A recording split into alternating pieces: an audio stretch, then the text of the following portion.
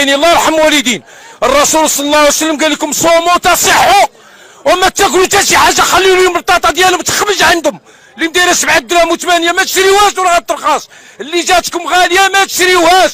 والرسول كان تيصوم غير بالحليب والتمر، وراه نتوما اللي مدايرين الغالات اللي باغي راس كيلو ديال العدس يدي لكم سيمانه 50 غرام في الحريره، شربوها الحريره والتمر، خليوا لهم سلعتهم عندهم باش يعرفوا المواطن بانه راه ما خدام ما عنده حتى شي حاجه.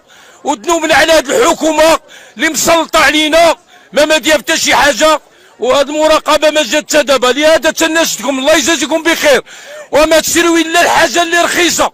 الله يرحم والدين اللي جاتكم خاليه ما تشريوهاش. وراه الرسول صلى الله عليه وسلم راه رمضان، وراه المبذرين يا اخوان الشياطين، وراه لا قعدتوا تطيبوا راه داكشي اللي تتخسروا في رمضان راه يوكلكم عام، غير تتبقاو تشهاو وتلوحوا راه عندكم الذنب في هذاك الشيء اللي تديروا في رمضان. وحطوا قدامكم كاس ديال اتاي والحريره وجوج تمرات وخليوا لهم هذاك الشيء يخنز اللي دايرهم، الحوت يخنز لهم، اللحم يخنز لهم باش ينقصوا عليكم الثمن. الله يجازيكم بخير. وما تشريوش من المارشي وما تشريوش من القيصريات، راه غالي. الدرويش خاصو يشري من السوق لان الخضار راه مهلوك، راه تيبيع على درهم شويه غادي يولي يبري على الثمن باش يركب.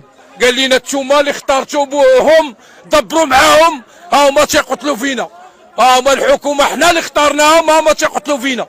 وبالنسبه للقطنيات الله يرحم والدين، بالنسبه للقطنيات شريو غير علاش قديتو، وعلاش قديتو ما ديوش داك الشيء وخليو للناس تا هما ما يشريو باش ما تغلاش. راه هذا الشيء اللي تتليموا عليه واحد تيهز 10 كيلو 3 كيلو ديال العدس الفول راه ما غادي يتم هذاك الشيء، راه ما يتمش. وندي على قد جيبي بما الانسان راه الاغلبيه ديالنا ما خدامينش وتيخدموا بمصابيش فين يخدموا.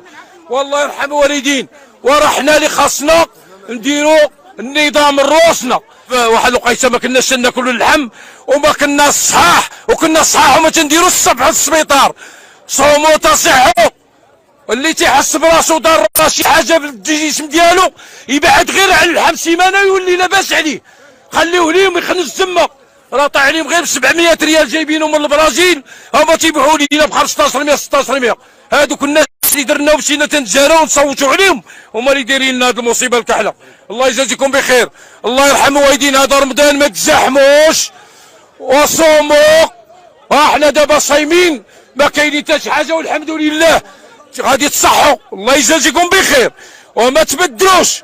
راه اللي تيبدر راه ما عنده